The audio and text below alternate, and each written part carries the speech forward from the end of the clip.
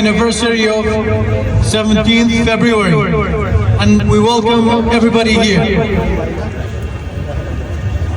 February 17th was a rejection of the oppression and authoritarianism of the PUK and KDP regime. A rejection of the dictatorship of the authorities.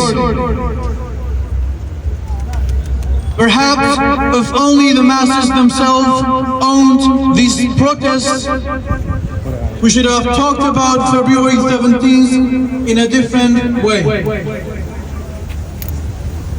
And after any elections, people will have not expected a member of parliament or a minister to make fun of their feelings. As we see now, teachers and salaried employees are on the streets and have boycotted this year's school year.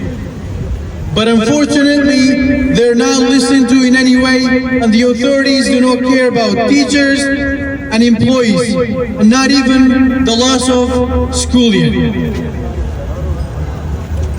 February 17th was a test for the nation, many of whom lost.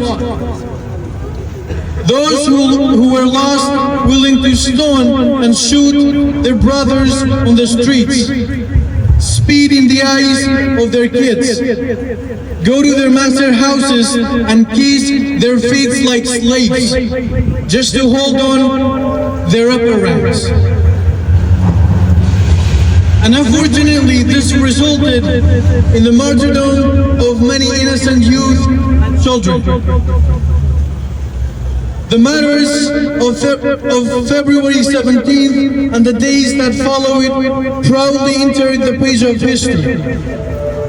History will forever embrace them immortally, and the killers went to the other side of history that every February 17th makes them more disgusting.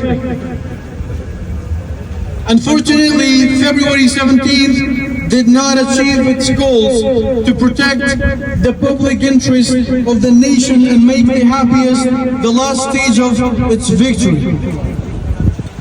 Greetings to the civil struggle of the Kurdish people. Greetings to the martyrs of the February 17th and the days after. Greetings to those all who shouted for the happiness of the Kurdish people on February 17th for the benefit of the Kurdish people. Thank you so much.